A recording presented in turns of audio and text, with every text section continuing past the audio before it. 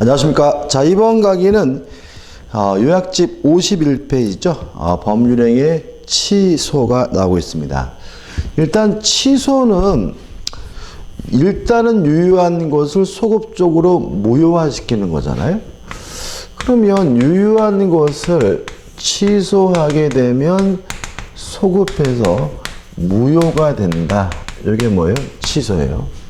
그럼 취소할 수 있는 법률행위는 일단은 유효하지만 취소하게 되면 소급적으로 무효가 될 가능성이 있으니까 뭐가 되는 거죠? 유동적 유효라는 거 좀 주의하시기 바랍니다. 그래서 사기에 의한 의사표시는 무효다 그러면 X죠. 왜요? 유동적 유효니까요. 2번에서 취소권자가 나오는데 취소권자를 들어가기 전에 생각해 볼 것은 뭐냐면 무효의 경우에는 무효를 주장할 수 있는 사람을 안 배웠죠. 왜냐하면 무효는 아무나 주장할 수가 있는 거니까요. 그렇지만 취소는 아무나 취소할 수 있는 것이 아니라 정해진 사람만이 취소할 수 있다. 취소권자가 따로 정해져 있는데 한 사람이 아닙니다. 1번 제한 능력자 본인도 스스로 취소할 수가 있고요. 2번 사기에 의한 의사표시자, 사기, 강박에 의한 의사표시자 취소할 수 있고요. 넘기셔서 대리인도 취소할 수 있습니다. 항상 조심할 것은 물론 친권자나 후견인과 같은 법정 대리인 물론 취소할 수 있겠지만 임의 대리인은 별도의 수권이 없는 한 취소할 수 없다는 거 꼭 기억해 두시기 바라고요. 그 다음에 승계인도 취소할 수 있습니다. 물론 매수인과 같은 특정 승계인도 취소할 수 있고 상속인과 같은 포괄 승계인도 취소할 수가 있습니다. 2번 취소의 방법이 나오는데 특별한 제한이 없습니다. 말로 하든 문서로 하든 어떤 방법이든 상관이 없고요. 꼭 재판을 통해서만 할 수 있는 것은 아니거든요. 다만 예외가 있는데 채권자 취소권이죠. 채무자가 한 사해 행위를 채권자가 뭐 할 수 있어요? 취소할 수 있고요.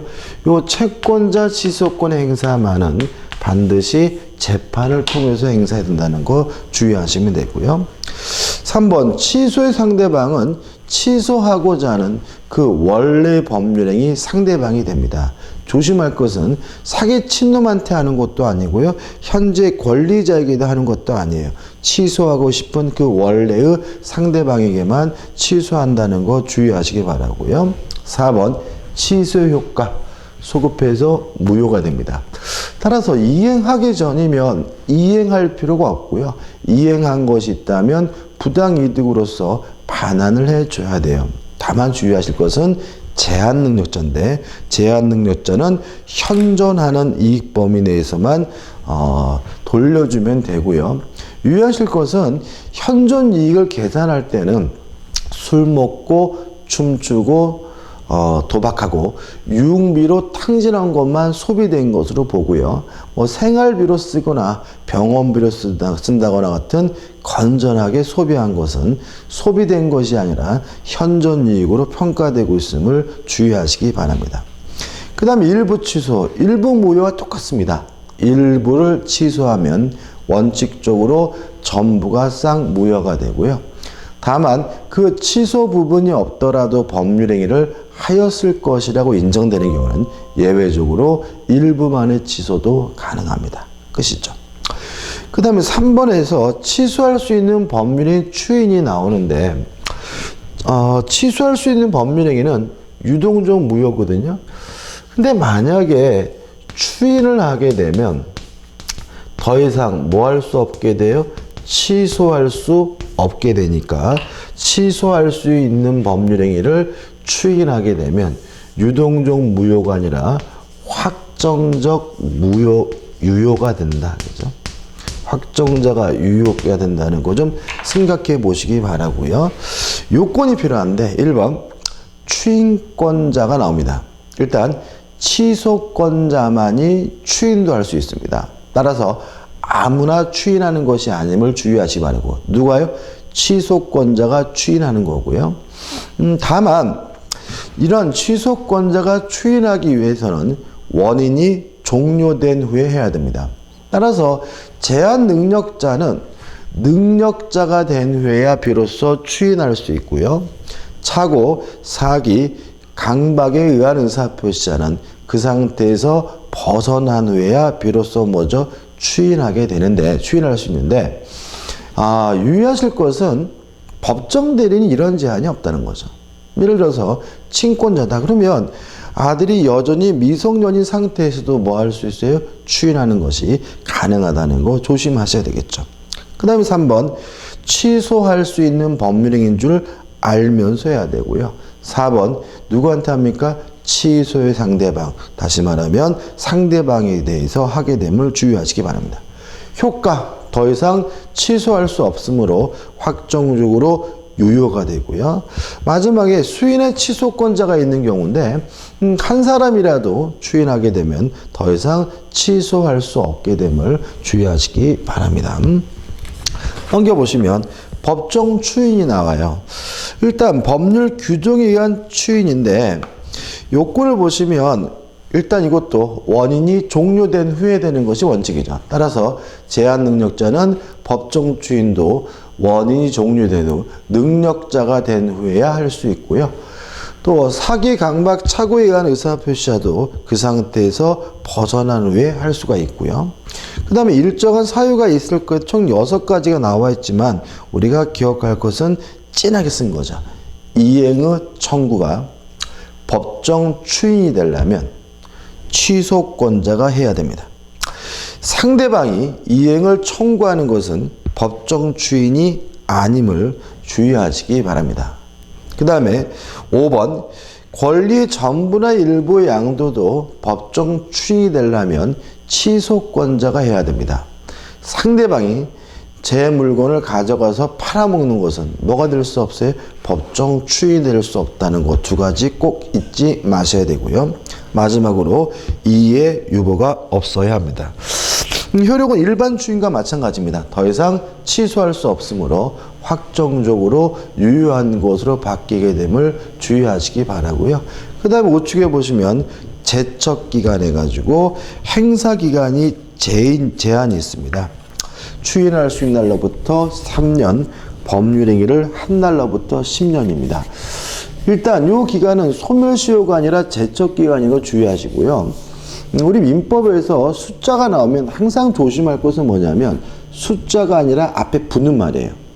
언제부터 3년이라고요?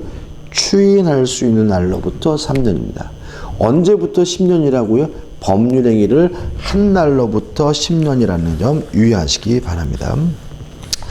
자, 이제 챕터 6 해가지고 법률의 부관에서 조건과 기한이 나오고 있죠. 이 조건과 기한에 대해서는 시험 문제를 무조건 내는 건 아니고요. 아닙니다. 그죠? 근데 작년에 시험 문제를 안 냈기 때문에 올해는 출제가 많은 해라는 거 좀 생각해 보시기 바라고. 처음에 이제 조건의 의의가 나오죠. 일단 우리가 조건과 기한을 어떻게 나누죠? 장래 발생이 불확실한 것은 조건, 장래 발생이 확실한 것은 기한. 따라서 12월 31일 날 돈을 갚아라 기한이지만 내가 죽으면 너에게 자동차를 주겠다 이것도 뭐예요? 기한이다. 왜냐하면 저는 반드시 뭐 하겠습니까? 죽을 거니까. 그거 하나 좀 주의하시기 바라고. 아무튼 불확실한 사실이 성취가 되는 것, 불확실한 것이 뭐예요? 조건인데 불확실한 조건이 성취가 됨으로써 효과가 생기는 건 뭐죠? 정지 조건이거든요. 그럼 정지 조건은 현재, 지금은 효과가 없지만 미래에 조건이 성취가 되면 효과가 생길지도 모르는 게 뭐예요? 정지 조건이죠. 따라서 정지 조건이 일단 뭐죠? 무효입니다. 다만 미래의 조건이 성취가 되면 효과가 생긴다. 유효로 뒤바뀔 가능성이 있기 때문에 유동종 무효의 예라는 거 좀 생각해 보셨으면 좋겠고요. 이에 반해서 해제 조건은 현재 이미 효과가 있지만 미래에 조건이 성취가 되면 효과가 없어질지도 모르는 게 뭐예요? 해제 조건이죠. 따라서 해제 조건은 일단은 유효지만 묘효로 뒤바뀔 가능성이 있기 때문에 이거는 뭐가 되냐면 취소와 마찬가지로 유동적 유효임을 좀 조심하셔야 되고요. 항상 문제가 되는 것은 이 개념을 이해하실 때 미래를 기준으로 하기 때문에 어려워하십니다. 다시 말하면 우리는 현재 살고 있기 때문에 현재를 기준으로 해서 정지 조건인지 아닌지를 판단하는 습관을 들이셔야 돼요. 그럼 이렇게 되는 거죠. 현재 이미 효과가 있는 것은 해제 조건. 현재 아직은 효과가 없는 것은 뭐예요? 정지 조건. 이렇게 이해하시고요. 그 다음에 2번 해가지고 가장 조건이 나오는데 가장 조건이라는 것은 조건이 아니라는 얘기입니다. 그래서 가장 조건 옆에다가 화살표 찍 해가지고 조건 가입표. 그죠? 조건이 아니지만 조건처럼 보이는 걸 우리가 가장 조건이기 때문에요. 가장 조건은 기본적으로 조건이 아니고요. 1번 법정 조건은 조건이 아닙니다. 왜냐하면 조건이란 당사자 의사에 의해서 임의적으로 부과한 것만이 조건이기 때문에요. 2번 불법 조건은 조건이 반사회적인 경우를 말합니다. 기억할 것은 뭐냐면 조건이 반사회적이면 조건만 무효인 것이 아니라 법률행위 전체가 싹 무효가 되고요. 그 다음에 기성 조건이 나오고 불능 조건이 나오는데 기성 조건이란 이미 성취된 조건을 말하고요. 불능 조건이란 불가능한 조건을 말하는데 기성 조건도 조건이 아니고요. 불능 조건도 조건이 아닙니다. 왜냐하면 조건이란 장래 발생이 불확실한 것만이 조건인데 기성 조건이나 불능 조건이 이미 뭐죠? 확실한 거죠. 조건이 아닌 거 주의하시고 교재 보시면 딱 가로에 머리 글자를 땄죠. 처음이자 마지막으로 민법에서 머리 글자를 따서 외우는 부분입니다. 기, 정, 조, 기, 해, 무. 기성 조건이 정지 조건이면 조건 없는 법률행위 기, 정, 조. 기성 조건이 해제 조건이면 무효해서 기, 해, 무 이렇게 오고요. 불능 조건은 불정무 불해죠.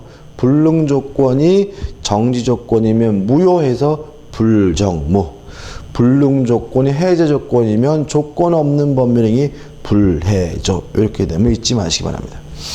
그 다음 2번 조건을 붙일 수 없는 법률행위에서 1. 공익상의 불효용 가족법상 행위에는 조건을 붙일 수 없습니다. 왜냐하면 가족법상의 자유는 절대적으로 보장이 돼야 되기 때문에 그렇고요.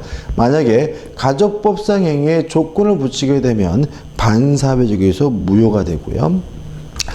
어음수표는 뭐죠? 조건 붙일 수 없다. 기억해 두시고 사익상의 불허용은 단독행위입니다. 단독행위는 조건을 붙일 수 없습니다. 왜냐하면 상대방으로부터 승낙을 받지 않고 일방적으로 하는 것이니까요.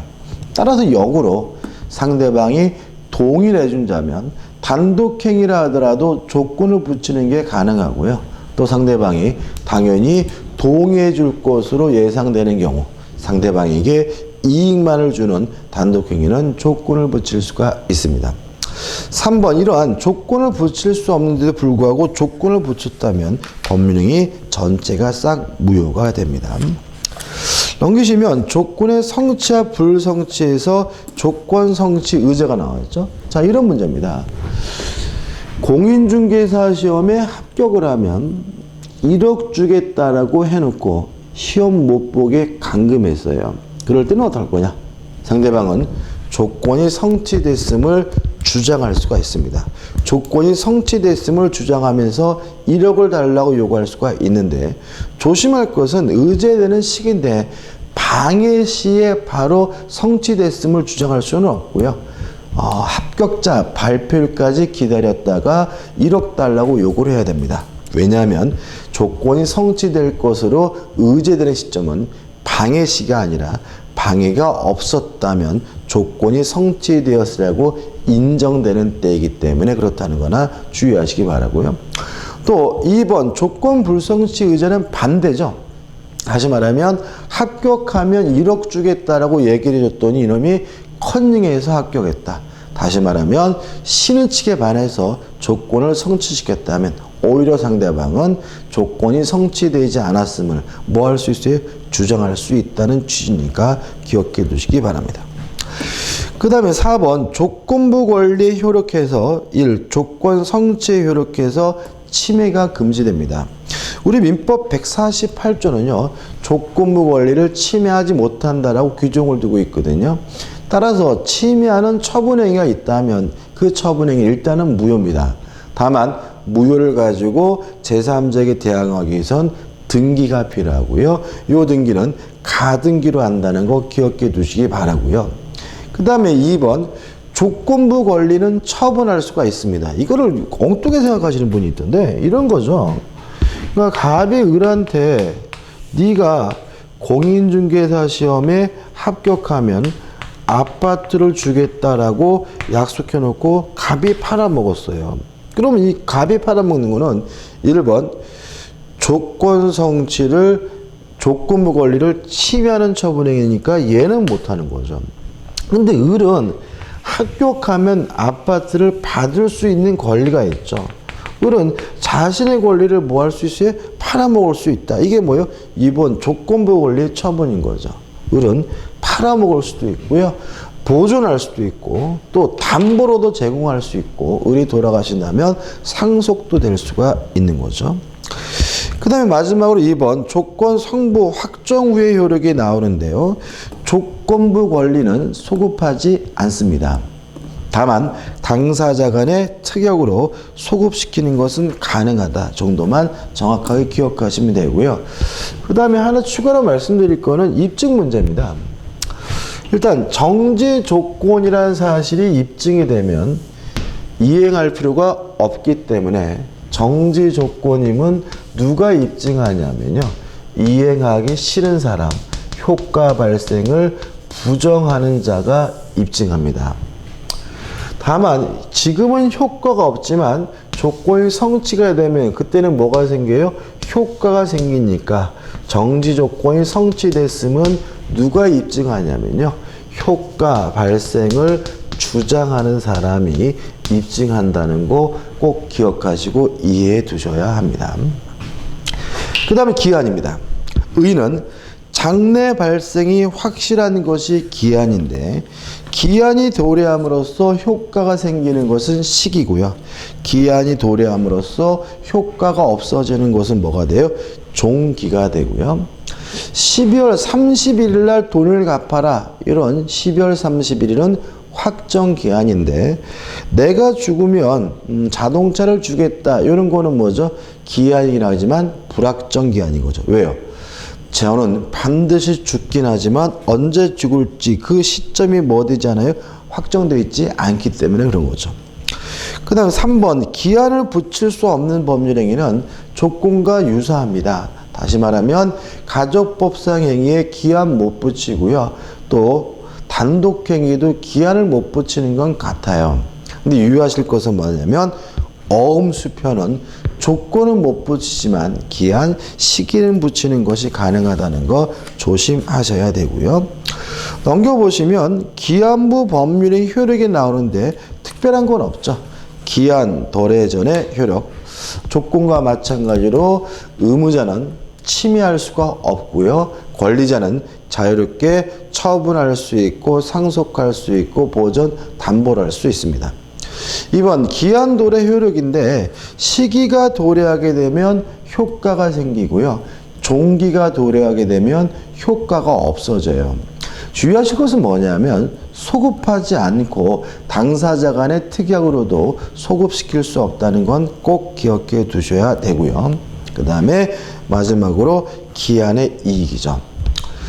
일단 기한의 이익이란 기한이 도래함으로써 갖게 되는 이익이 아니라 도래하지 않음으로써 갖게 되는 이익이기 때문에 원칙적으로 2번 기한의 이익은 채무자에게 이익인 것으로 추정을 합니다. 다만 구체적으로는 1번 무상이면 채무자만 기한의 이익이 있습니다. 유상이면 채무자뿐만 아니라 채권자도 기한의 이익이 있고요. 다만 예외적으로 무상 임치계약, 임치계약이 뭐죠? 물건 보관계약을 말하고요. 무상으로 물건을 보관하기로 하는 임치계약은 채권자만 기한의 이익이 있는데 임치계약의 채권자는 임치인입니다. 그 다음에 3번, 기한의 이익 포기할 수 있습니다. 특히 1번과 3번처럼 한쪽 당사자에게만 기한의 이익이 있으면 자유롭게 포기하는 것이 가능해요. 항상 조심할 것은 뭐냐면 2번, 채무자, 채권자 모두에게 기한의 이익이 있는 경우에는 손해를 배상해야지만 기한의 이익을 포기할 수 있음을 주의하시기 바랍니다. 예를 생각하시면 쉽습니다. 우리가 은행에서 대출을 받으면요, 유상이죠. 이자 줘야 되니까요. 근데 만약에 5년 상한으로 돈을 빌렸는데 중간에 돈이 생겨 돈을 갚으러 가면 은행이 고맙습니다, 참 훌륭하십니다 라고 하는 게 아니라 중도상한 수수료를 달라고 하거든요. 그게 뭐냐? 자신들에게도 기한의 이익이 있으니까 뭘 해달라는 거죠? 손해배상을 해달라고 하는 거다 라고 이해하시면 아마 이해가 되실 것 같습니다. 우측의 4번에서 기한의 이익 상실이 나옵니다. 일단 기한의 이익 상실 사유에서 1. 채무자가 담보를 손상 감소 멸실시키면요, 채무자는 기한의 이익을 상실하게 되고요. 2. 채무자가 담보 제공 의무를 이행하지 아니하면 채무자는 기한의 이익을 상실하게 되고요. 3. 채무자가 파산한 때에는 기한의 이익을 상실하게 되고 4는 큰 의미 없죠, 그죠? 일단 기본적으로 여기서 조심할 것은 채무자가 이렇게 됐잖아요. 그러면 이러한 사유가 누가 했어야 된다는 거예요? 채무자가 해야 된다는 거죠. 다시 말하면 채무자에게 고의나 과실이 있어야지만 기한의 이익이 상실하게 됨을 주의하시기 바랍니다. 예를 들어서 이런 얘기죠. 을이 갑에게 1억을 빌려주면서 12월 31일까지 돈을 갚아라 라고 해서 갑이 채무자고 을이 채권자인데, 갑이 소유하는 요 A 건물에다가 저당권이 설정되어 있거든요. 근데 병이 지나가다가 방화했어요. 방화하는 바람에 건물이 홀타상 불타서 없어졌다면 이때는 갑은 기한의 이익을 상실하지 않습니다. 왜냐하면 채무자가 담보를 손상 감소 멸실하게 해야 돼요. 병이 방화한 것은 채무자가 한 것이 아닙니다. 이해되시죠? 꼭 조심하시고요. 그 다음에 이제 무슨 내용이냐? 만약에 갑의 과실로 요 건물에 화재가 발생했다면 담보를 손상 감소 멸실한 거니까 갑은 기한의 이익을 뭐하게 돼요? 상실하게 되는 거죠. 따라서 을은 갑에게 지금 당장 돈을 갚아라, 즉시 변제를 청구할 수가 있고요. 그런데도 갑이 변제하지 못한다면, 이행하지 못한다면 이때 비로소 이행지체 채무 불이행이 됨을 주의하시기 바랍니다. 따라서 원칙적으로 기한의 이익 상실 사유가 발생했다는 이유로 바로 뭐가 되는 게 아니에요? 이행지체 채무 불이행이 되는 것은 아니고요. 즉시 변제를 청구했는데도 불구하고 돈을 안 갚아야 그때 비로소 이행지체 채무 불이행이 됨을 주의하시기 바랍니다. 자, 이번 강의는 여기까지고요. 물권법은 다음 강의 때 들어가도록 하겠습니다. 감사합니다.